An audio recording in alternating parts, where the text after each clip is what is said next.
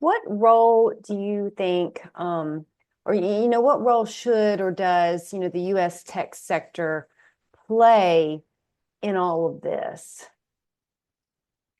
It's I guess in a word, it's critical. Mhm. Compared to say like 10 years ago, just as recently as that, we're seeing a tremendous desire on the part of both existing tech companies and new startups, new non-traditional defense companies to work with the DoW, work with the US military. And the department's created a lot of over that time, kind of over the last 10 years or so, created a lot of inroads for that to happen through, along with the help of Congress, right? Other transaction authorities, non-traditional acquisition pathways, and other initiatives that we see more recently, such as acquisition reform, warfighter acquisition reform, that was announced last fall. The recent executive order on unleashing American drone dominance, right? All of these things have the goal um, of sort of making it easier to work with the Department of Defense, achieving not just mass, but precise, affordable mass, right? Because crucially, the technology has arrived at a point where um, there's the trade-off between cost and precision is no longer quite as clear or as stark as it once was. Like a good enough level of precision has really become pretty cheap, pretty affordable. But like a little bit more history because you asked about the role the U.S. tech sector is playing. Um, so the cooperation that we're seeing between Silicon Valley and the Pentagon, it's not new at all. So contrary to popular belief, the Valley did not rise up as a result of the consumer tech revolution, right? Like decades ago. I think personal computing, mobile, social media, so forth, food delivery, ride sharing. But it was really during World War II.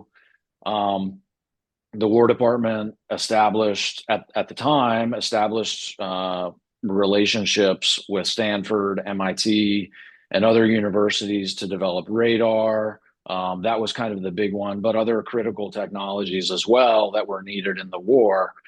And it was through these relationships that early tech leaders, like Fairchild Semiconductor and others, were founded in Silicon Valley.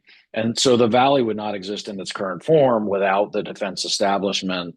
Um, but this eventually became eclipsed by the consumer tech revolution, and it sort of became a distant memory through the 70s and 80s.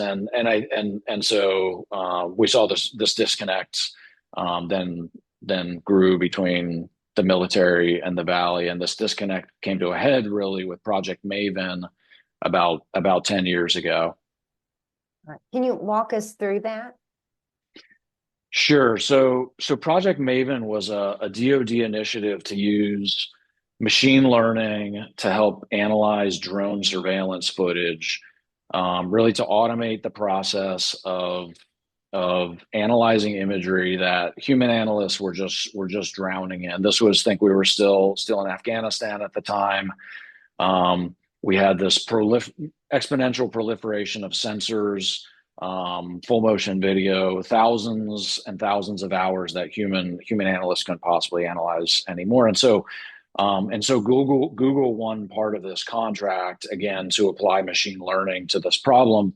But when their employees found out about it, around 2017, 2018, there was a revolt, right?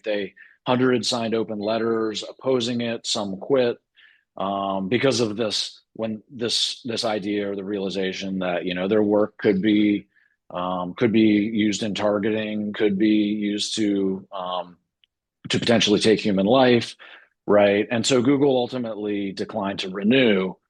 And at the time, it seemed like it was like this sign of an unbridgeable divide between the Valley and the U.S. military. But then in the intervening years, something shifted, right? I think owing to the Ukraine war, I think sort of the growing geopolitical reality of competing with a techno-authoritarian state in China. I think the Valley sort of realized what side it wanted to be on, and so there was a culture shift, and now they actively seek out defense work. These are still companies that are seeking to make a profit, right? I mean, make no mistake about that. But I think the willingness to work with the military has come back because they do see a business opportunity, but I think there's also this geopolitical imperative that they see as well. And the department is actively trying to make that easier and more attractive because it's a source of innovation that we realize now. I think we can't ignore, and we just can't do without it. So does this mean that there is no more role for, traditional defense primes?